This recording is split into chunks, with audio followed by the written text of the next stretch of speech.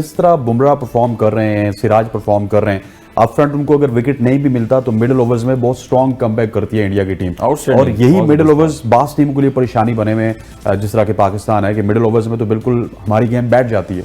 देखिए अगर top order देखें अगर बांग्लादेश का तो 100 रन की पार्टनरशिप हुई है, उसके बाद डेथ में मिडिल में आए आप तो फास्ट बॉल ने क्रॉस द सीम बॉल पकड़ ली और क्रॉस द सीम पकड़ के with in the stumps ball कर रहे थे। एक आध बॉल आउटसाइड ऑफ स्टंप किए जहाँ से फोर आर्म्स खुले और वहाँ पर शॉट्स लगे, मोहम्मदुल्लाह ने लगाया, उसके बाद मशरफुल ने खेला, मगर फिर भी आप देखें तो विकेट विकेट बॉल कर रहे हैं वो। और यही आप अवेयरनेस देनी चाह रहे हैं कि हम पाकिस्तान टीम में भी यही प्रॉब्लम है कि हम जो है हसन अली अगर आप कर रहे हैं बॉल तो अपने एक्सपीरियंस से कर रहे हैं, आउट स्विंग कर रहे हैं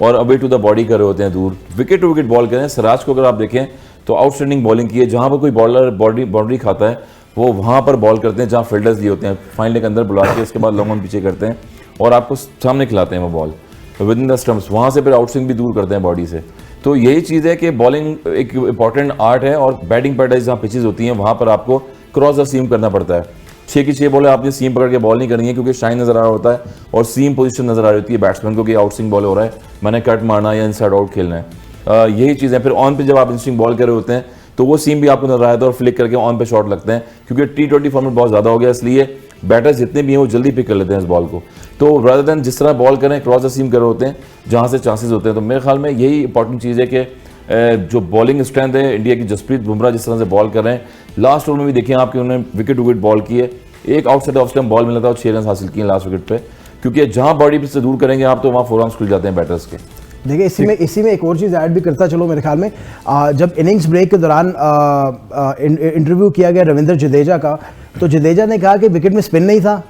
तो हमने क्या किया, हम we stuck to the point कि हमने विकेट टू विकेट बॉल करना है और अपनी फील्ड के अकॉर्डिंगली बॉल करना है। अब यू अंडरस्टैंड दिस कि उनको इतना समझ में आ रहा है कि यार अगर मुझे स्पिन नहीं मिल रही है तो मैंने करना क्या है। अनफॉर्चुनेटली बाकी टीम्स में, मैं सिर्फ पाकिस्तान की बात नहीं कर रहा हूँ, प्रॉबेबली मिचेल सैंटनर को, जिस तरह हमेशा हसन भाई कहते हैं, मिचेल सैंटनर को छोड़ के कोई भी बॉलर ना वो अप्लाई नहीं कर पा रहा कि अगर भाई स्पिन नहीं मिल रहा है तो what do you have to do. एक पेस आपने कांस्टेंट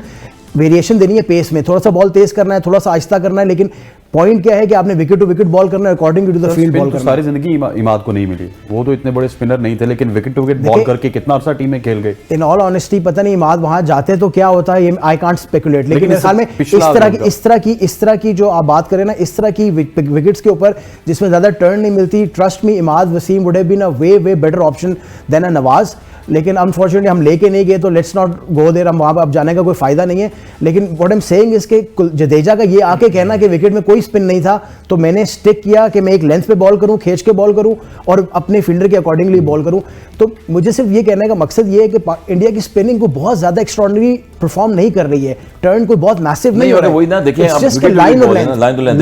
हमारे पाकिस्तान में जो बॉलर्स हैं वो फ्रस्ट्रेशन है, ना हम रन रोक रहे हैं ना विकेट टेकिंग बॉलिंग कर रहे हैं। एग्जैक्टली यही चीज़ है कि और जिसकी वजह से पूरी कौम जो है यही सोच रही है कि दूसरी टीमें किस तरह से बॉलिंग कर रही हैं, हमारे बॉलर्स क्या बॉलिंग कर रहे हैं। अब यही बात है कि सिखाना पड़ेगा, बताना पड़ेगा, कौन उंगली पकड़ के सिखाएगा। आप क्या सिखाएंगे वहाँ पे, बड़े लाखों रुपए तनख्वाह वाले हमारे पास बहुत सारे लोग बैठे हैं, उनमें क्या सिखाएंगे? वो अगर नहीं सिखा सके तो मैं और आप यहाँ इतने दूर से क्या सिखाएंगे? चले अगर कल का मैच इंपॉर्टेंट है, लोग तो कह रहे हैं कि 6 मैचेस रह गए, 6 में से 4 जीतेंगे तो डायरेक्ट सेमीफाइनल में चले जाएंगे।